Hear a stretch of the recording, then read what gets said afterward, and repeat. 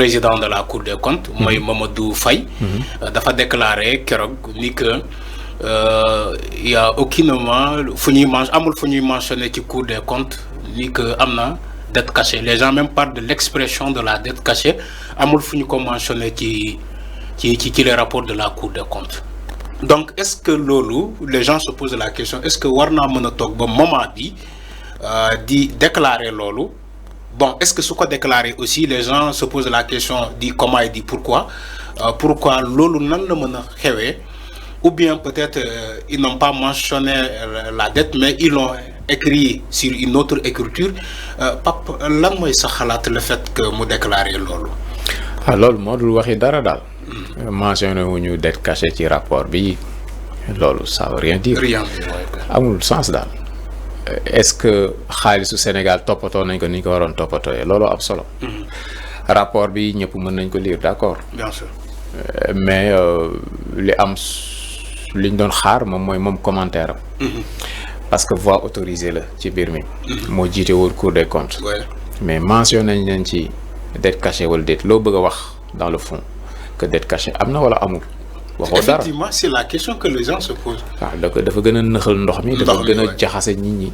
léegi am na ñoo xam ne nag ci ndox mu nëx la ñuy nappe ñoom balaa ñoo napp rek ndox mi nëx ñooñu dañuy jël brèche boobu ne li mu bëgg a wax mooy dette cachée amul ñeneen ñi ne non dette cachée am na. Le fait qu'il dit que il n'est pas mentionné mais ne veut pas dire aussi que la dette n'existait. waaw loolu moo jarul woon wax daal. boo demee bay wax. Oui.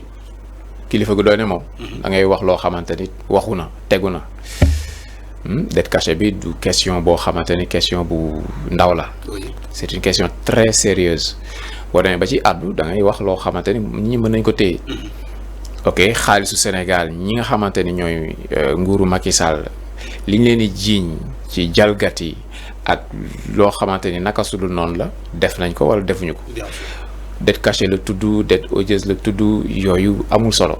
lan la def lan moo ñu indil ci endettement massif bi ñu nekk lan moo ci responsabilité politique yi muy ñoom Macky Sall muy ñoom Diomaye Faye. lan mooy seen responsabilité. loolu la ñuy xaar ci yow mais mentionné nañ fi dette cachée wala déet nga wax ko gën a jaxase débat bi kii jaar fii kii jaar fale ku si nekk jël wax ji yóbbu ko sa côté pour am dëgg mais amul njariñ. moom moment bii nii war na mën a addu ci mbir mi. waaw léegi libéré wu na nekkatul Cour des comptes. oui ok. comme libéré wu na amatul lu ko tënk mën nañ dégg mu wax mais buy wax dafa war a wax pour luy jariñ réewam. est-ce que yoon tamit du ko mën a topp di que il a révélé des secrets. non c'est des questions qu'on se pose. non pas secret xam nga secret yooyu ñooñu sonal xam nga. Jibril yàlla da koy jox aaya yi mu ñëw mu jox ko yonent bi jox ko àdduna bi yëpp. d'accord ban secret. ñoo xamante ne dañuy li ñuy jiiñ waa dette cachée bu dee am na mais du lu ndaw loolu da nga ci war a dimbali sa réew non seulement ñi ko def bu dee dëgg la dañoo war a leen sanctionner sanction yu metti ba pare war nañ fexe ba dootul amati gis nga lu mu ñu yóbbee. bien sûr coow li rek lu mu ñu yóbbee gis nga fu ñu toll Sénégal économiquement fu mu toll. mais loolu du lu ndaw ñëpp ko yëg xaalis amatul ci réew mi. même patronat bi ñu ngi jooy nee nañ mënatuñu téye seeni employés. dette cachée bokk na ci li ñu dugal ci guute gi donc non seulement dañu war a sanctionner bu dee am na ñu ko def mais dañu war a fexe ba nga xamante ni loolu dootul amati suñu réew. léegi yow bu dee yaa jiite woon Cour des comptes nga nekk ci ko am solo nga dem ba ci àddu mais waxal lu leer da nga war a wax pour rendre service sa réew. bien sûr. ok. libéré wu nga ci yenn ok lourdeur yeeg yenn tënku yi dem nga ba décider ne da ngay wax mais waxal lu ñu mën a téye mais mentionné wuñ ko fa et alors. c'est vrai que ñu bëri sa comme ça avis la ñuy partagé waxoo fi dara. non waxul dara daf ñoo sonal sax au contraire daf ñoo sonal problème la ñu indil en fait léegi dafa affaire bi dañ ko politiser. ñi nga xamante ñoom lañ doon jiiñ dette cachée ñoom li mu wax lu ndaw li doy na pour ñu jàpp ci ne gis nga li ñu leen waxoon ay tappale la woon dette cachée amul ñeneen ñi ne déedéet non. ça ne veut pas dire que la dette n'existe pas. ah léegi ça nous avance à quoi.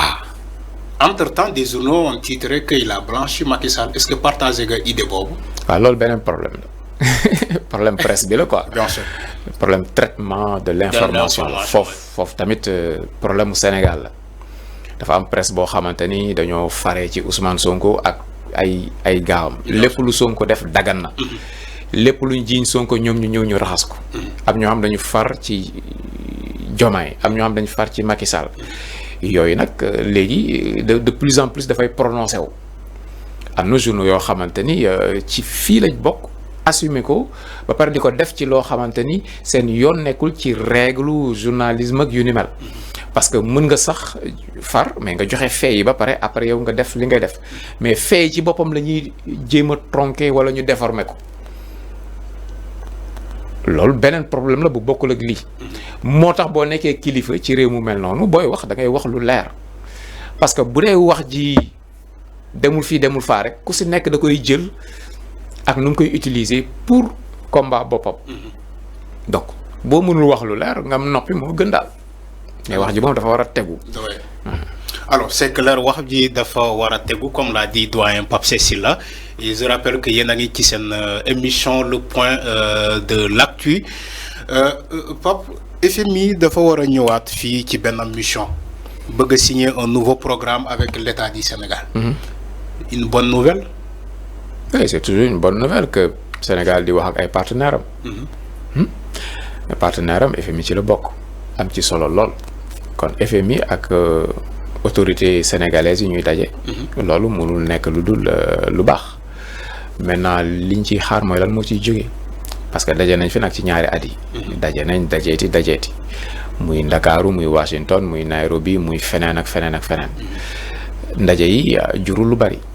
jurul lu am solo léegi am nañ gouvernement bu bees ak profilu premier ministre boo xamante ni jàpp nañ ne bokk na ci li tax ñu teg ko ci bopp gouvernement bi mu régler question bi suñu diggante ak suñu partenaires économiques yi notamment FMI donc ñu ngi ci xaar loo xamante ni dina ci ruusee loo xamante ni dina nekk ci avantage u Sénégal dinañ débloqué yéen yi dinañ am kiitu su FMI pour suñu partenaires yi ñu gën leen a mën a jëflante ak ñoom leneen loo xamante ni du résultat boobu dafay doon beneen perte temps beneen coono boo xamante ni dafay metti ci Sénégal parce que Sénégal dafa mel ni ku xiif di xaar lekk bi nga taaj ko ñu naan ko ñoragul boobu ba léegi nag fi mu nekk nii mu ngi bëgg a jéggi dayoo waaw yàq daal la ñuy xaar waaw ay raxasoog yooyu sax jaru ko nañ teg lekk bi plonger directement ci bool bi mais ci daje boobu est-ce que mën nañu xaar Sénégal mu dem ci la restructuration de la dette.